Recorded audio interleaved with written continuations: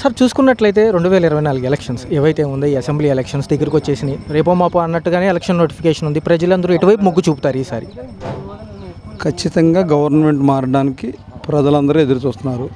Government మారేది సీట్లు ఎన్ని వస్తాయా, గవర్నమెంటు ఏ స్థాయిలో ఫామ్ అవుతుంది అనేది ప్రజలు నిర్ణయిస్తారు. ఖచ్చితంగా ఈ ప్రభుత్వం అయితే ఉండదు. సార్ ఒక పక్క జనసేన, టీడీపీ, బీజేపీ పొత్తుతో ముందుకు వస్తుంది త్రిముఖ పోరు. ఇటు పక్క చూసుకుంటే జగన్మోహన్ రెడ్డి గారు సింగిల్గా వస్తున్నాను, సిద్ధమా అని చెప్పి సిద్ధం సభలు అని చెప్పి పెడుతున్నారు. ప్రజలు ఎటువైపు ఉన్నారంటారు? సింగిల్గా వస్తున్నాడని మాటే కానండి, వందల వేల కోట్ల లక్షల కోట్ల రూపాయల ఆదాయం జోబిలో ఉంది. ఇసుక దందా చేశారు, బ్రాందీ దందా చేశారు, భూముల దందా చేశారు. అంతా కూడా శాండ్ మైన్ మొత్తం కూడా లూటీ చేశారు. ఆ లూటీ డబ్బులు ఉన్నాయి. 10,000 ఇవ్వాలనుకుంటున్నాడు, 15,000 ఇవ్వాలనుకుంటున్నాడు. ఓటుకి 50,000 ఇచ్చినా సరే నువ్వు గెలిచే సమస్య లేదు. ఓటమికి సిద్ధంగా ఉండు, ఓడిపోతావు ఖచ్చితంగా. నీ అరాచకాలన్నీ కూడా ప్రజలు చూస్తున్నారు. ఖచ్చితంగా ఓటమికి దగ్గరగా ఉన్నాడు. సో ఈ రీజియన్ ప్రకారం చూసుకుంటే దేవినేని అవినాష్ గారు ఆయన పాత్ర ఎలా ఉంటుందండి ఇక్కడ చూసుకుంటే? ఏమంటే ఇప్పుడు ఒక ముగ్గురు అభ్యర్థులు ఉంటారండి. ముగ్గురు అభ్యర్థుల్లో అభ్యర్థి యొక్క గుణగణాలు, అభ్యర్థి యొక్క మంచి చెడులు చూస్తారండి ప్రజలు. మంచివాడు ఎవరు, చెడ్డోడు ఎవరు. నేను ఒక చెడ్డోడు అని అంటలేదు, కానీ గద్దె రామ్మోహన్ రావు గారు మచ్చలేని రాజకీయ నాయకుడు. 25 సంవత్సరాలు ప్రజాప్రతినిధి అండి. ప్రజాప్రతినిధిగా ల్యాండ్ మార్క్ లాంటి మార్క్ ఉన్నటువంటి పేద ప్రజలు అతనంటే ఆశపడేవారు, అతను రావాలని కోరుకునేవాళ్ళు. గద్దె రామ్మోహన్ రావు గారు ఓడిపోవటం అంటే జరిగే పని కాదు. 45,000 ఓట్లు మెజారిటీతో అతను గెలుస్తాడండి. 4,500 ఓట్లతో గెలిస్తే లాస్ ఏముంది ఇక్కడ? సార్ మరి ఒక పక్క చూసుకుంటే 175 స్థానాలకు మాయే అంటున్నారు జగన్మోహన్ రెడ్డి గారు. ఇటు పక్క అభివృద్ధి అనేది ఏదైతే డెవలప్మెంట్ అనేది కంపెనీల ద్వారా వీటి ద్వారా తేవాలంటున్నారు చంద్రబాబు నాయుడు గారు. ఎటువైపు ఉన్నారు ప్రజలు? దేనికి నవ్వు వస్తుందండి. 175కి 175 నేను గెలవబోతున్నానని ఎంత అమాయకంగా మాట్లాడుతుంటే, అమాయకుడు అనుకోవాలో లేకపోతే ఓవర్ కాన్ఫిడెన్స్ అనుకోవాలో. ఓవర్ కాన్ఫిడెన్స్ ఇప్పుడు కూడా పనికిరాదండి. 175 నువ్వు గెలగల. చంద్రబాబు గారు చెప్తున్నారు 3 పార్టీలతో ఉండి వేవి ఉండి ఇక్కడ వ్యతిరేకత ఉండి గవర్నమెంటు ఒక్క ఛాన్స్ అని చెప్పి నాశనం చేసిన రాష్ట్రంలో అమరావతి నాశనం, పోలవరం నాశనం, రైతుల నాశనం, కార్మికుల నాశనం, మహిళల నాశనం, మొత్తం రాష్ట్రం సర్వనాశనం చేసిన తర్వాత కూడా నీకు 175కి 175 సీట్లు వస్తాయంటే నవ్వుతున్నారండి రాష్ట్ర ప్రజలు. కొద్దిగా ఏదైనా 175కి 151కి 151 తగ్గదు. నాకు 151 గతంలో వచ్చాయి, ఇప్పుడు 151 వస్తుందంటే ఎవరు నవ్వరండి. 175కి 175 అయితే నవ్వుతారండి. ఆ నవ్వులు పాలవ్వద్దు రాష్ట్రంలో. మీకు వచ్చేది 34 కంటే ఎక్కువ రావు. సర్వేలు చెప్తున్నాయి, ఎక్కువ సర్వేలు చెప్తున్నాయి మీకు 34 అని. ఆ 34లో తూర్పు నియోజకవర్గం 100% ఉండదు మీకు. 34లో 100% తూర్పు నియోజకవర్గం ఉంటుంది. గద్దె రామ్మోహన్ రావు గారు అత్యధిక మెజార్టీతో 45 ఓట్లకి 1 ఓటు తగ్గినా సరే నేనైతే చాలా బాధపడతాను. 4,500 కోట్లు కూడా తగ్గితే నేను రాజకీయాల్లో ఇక్కడ ప్రజల్లో తిరగనండి. నా పని నేను చేసుకుంటాను, నా కార్మికుడిగా నేను ఉంటా, నా పని నేను చూసుకుంటానండి. కానీ 4,500 ఓట్ల నుంచి 45 ఓట్ల మెజారిటీతో గెలవబోతున్నాడు గద్దె రామ్మోహన్ రావు గారిని ఎవరు కూడా తీసిపెట్టరు. అది గద్దె రామ్మోహన్ రావు గారు అంటే ఆశపడతారు. ఇదే తారక రామానగర్ కోసం అతను త్యాగాలు చేశాడు. చంద్రబాబు నాయుడు గారిని 3 సార్లు ఈ తారక రామానగర్లో నడిపించారు. నువ్వు ఎప్పుడు వచ్చావండి? ఎప్పుడైనా ఈ తారక రామానగర్ ప్రజల గురించి జగన్మోహన్ రెడ్డి అన్న అతను ఎప్పుడైనా వచ్చాడా? నిన్న వచ్చాడని చెప్తాడు ఎవరైనా. నిన్న వచ్చాడంటే దేనికి వచ్చాడండి? ఆ పార్క్ ఓపెనింగ్కి వచ్చాడు. గతంలో దేనికి వచ్చాడండి? రిటైర్నింగ్ వాల్స్ ఓపెనింగ్కి వచ్చాడు. ఈ తారక రామానగర్ ప్రజలు బాధపడుతున్నారు, నీళ్ళల్లో మునిగిపోయి ఉన్నారు, వాళ్ళకి ఏదైనా ఆర్థిక సాయం చేయాలని రాలేదు నువ్వు. 3 సార్లు కూడా రాష్ట్ర ప్రజలు తారక రామానగర్లో ఇబ్బంది పడుతున్నారని వచ్చాడు నారా చంద్రబాబు నాయుడు గారు. గద్దె రామ్మోహన్ రావు గారు నిరంతరం వచ్చాడు. రిటైర్నింగ్ వాల్లో సంబంధించి 3 సార్లు జలదీక్ష చేశాడు గద్దె రామ్మోహన్ రావు గారు.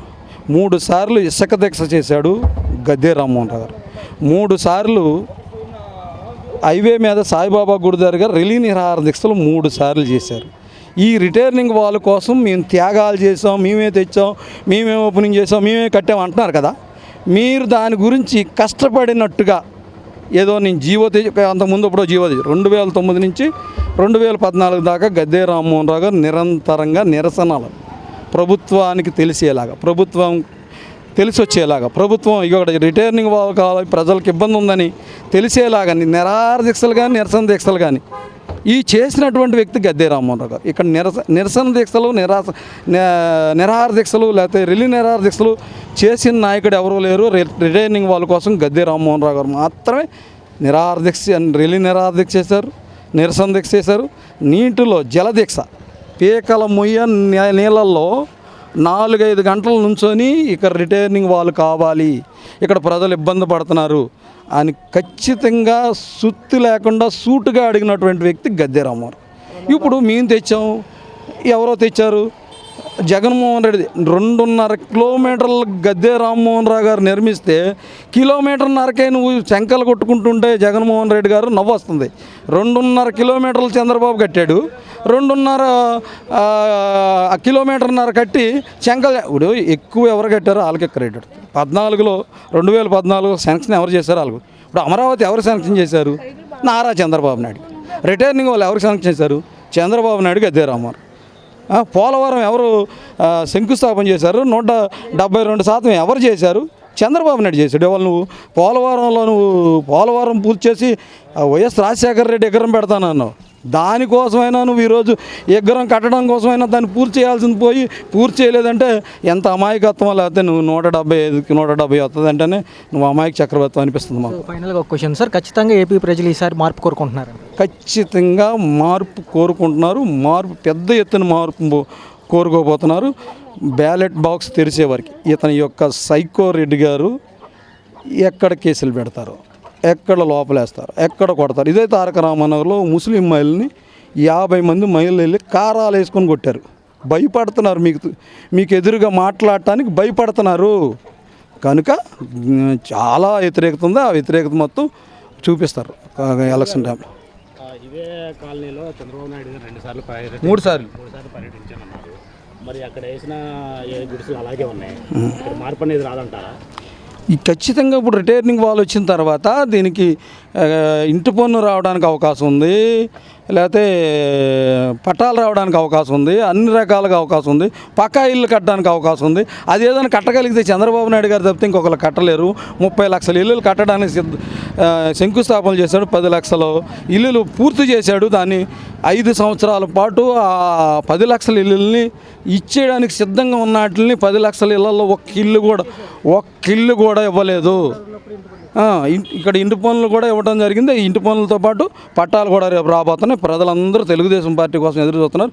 ఇది తారక రామానగర్, అన్న నందమూరి తారక రామానగర్. ఇది అన్న నందమూరి ఊరు తారక రామానగర్ కాదు. ఇది అన్న నందమూరి తారక రామారావు తెలుగుదేశం పార్టీ వ్యవస్థాపకులు నారా చంద్రబాబు నాయుడు, గద్దె రామ్మోహన్ రావు గారు. ఇది అడ్డా. తారక రామానగరు, గద్దె రామ్మోహన్ రావు అడ్డా. గతంలో చూసుకున్నట్లయితే 2019లో గేట్ లిఫ్ట్ చేసినప్పుడు సేమ్ ఇటు గోడ ఉన్నా కానీ సరే వరద అనేది రావడం జరిగింది. ఈసారి అలా జరిగే అవకాశం ఏమైనా ఉంది సార్? మరి ఇప్పుడు కూడా ఇక్కడ మురికి నీరు ఆగిపోతుంది. 10 రోజుల నుంచి మొన్న పేపర్కి కూడా మేము ఇచ్చాం. అయినప్పుడు కూడా మురికి నీరు క్లియర్ చేయలేని పరిస్థితిలో వైసీపీ ప్రభుత్వం ఉంది. ఎప్పుడు కూడా వరదలు వచ్చేటప్పుడు గోడలో నుంచి లీకేజీలు ఉండొచ్చు, ఇంకోటి ఉండొచ్చు, వాటర్ అనేది వస్తాయి. మరి ఇప్పుడు నువ్వు అసమర్థుడివేగా, మరి గోడ నిర్మించాలని చెప్తున్నావు కదా, 1.5 కిలోమీటర్ నిర్మించావు. 2 కిలోమీటర్న్నర గద్దె రామ్మోహన్ రావు గారు నిర్మిస్తే ఆయన గొప్పోడు కాదు. 1.5 కిలోమీటర్న్నర ఎవరైతే నిర్మించారో అతను గొప్పోడు అంటారు మీరు. ఈ 1.5 కిలోమీటర్న్నర కూడా ఆ రోజు 2014లో చంద్రబాబు నాయుడు గారు ముఖ్యమంత్రి అయిన తర్వాత 800 కోట్ల రూపాయలు శాంక్షన్ చేసినటువంటి ఆ రోజు శాంక్షన్ చేసినటువంటి ఇల్లు కడదామని శంకుస్థాపన చేసుకున్నాను. సగం ఇల్లు కట్టాను. రేకులేసి నేనే కట్టానంటే అలా కుదిరిద్ది? నా ఇంటికి నేను ఇల్లు కట్టడానికి శంకుస్థాపన చేసింది చంద్రబాబు నాయుడు, పూర్తి చేసింది 2.5 కిలోమీటర్లు చంద్రబాబు నాయుడు. దాని మీద రేకులేసి ఈ ఇల్లు నేనే కట్టానంటే ఎలా కుదిరిద్ది? అమరావతి పూర్తిగా చేసిందా 30% పూర్తి చేసి ఇప్పుడు నువ్వు ఏదైనా చేస్తే నేను చేశానంటే ఎలా కుదిరిద్ది? 72% పోలవరం పూర్తి చేసింది చంద్రబాబు నాయుడు అయితే దాని మీద ఏదో రేకులు వేసి ఈ ఇల్లు నేనే కట్టానంటే ఎలా కుదిరిద్ది? ఖచ్చితంగా. ప్రభుత్వంతో చూసుకుంటే గతంలో చంద్రబాబు నాయుడు కంటే కూడా నేనే ఎక్కువ ఇల్లు ఇచ్చాను, జగనన్న కాలనీల తరపున నేను ఇల్లు ఇచ్చానని చెప్పేసి అంటున్నారు. ఇక్కడ ఒక్కరికి కూడా ఇల్లు ఇచ్చినట్లేదు, దాన్ని ఏమంటారు?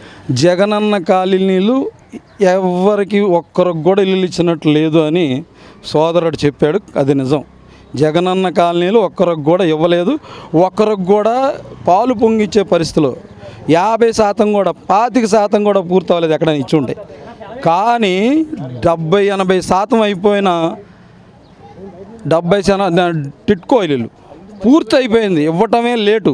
కానీ ఇచ్చుకోలేని పరిస్థితుల్లో 10 లక్షల ఇల్లులు 30 లక్షలు కడితే దాంట్లో 10 లక్షలు పూర్తిగా ఏమీ లేదు, మురికాలు వేసి ఇస్తే చాలు. టిట్కో ఇల్లులు ఖచ్చితంగా ప్రజలు నీకు ఇప్పుడైనా సరే నీకు అవకాశం ఉంది, 2-3 రోజుల్లో ఇది రాబోతుంది. ఇప్పుడైనా సరే రాత్రి మేలుకొని నాలాంటి మాటినైనా సరే ఆ 10 లక్షల ఇల్లులు ప్రజలకి, పేద ప్రజలకు ఇవ్వండి. వెంటనే మీకు క్రెడిట్ వచ్చింది. జగనన్న కాలనీలు అవ్వడానికి టైం పట్టింది. రేపు కోడ్ వచ్చిందంటే ఎక్కడ పైన ఉన్న రేకులు కూడా వేసుకోవడానికి కుదరు. 70% అయిపోయింది అనుకుంటున్నారు, ఇంకో మీరే 70% అయింది అనుకుంది. మేమైతే 30% కూడా అసలు ఆ ఇల్లు కూడా ఎక్కడ ఉన్నది నాకు వచ్చింది అన్నారు ఎక్కడో అమరావతిలో. దమ్ము ధైర్యం ఎవరికైనా ఉంటే నాది ఈ స్థలం నువ్వు ఇక్కడ వేసుకోరా, నీకు కానిస్టేబుల్ లేకపోతే ఈ ఎస్ఐఓ ఈ సిఓ నీకు అండగా ఉంటాడు అనమానండి.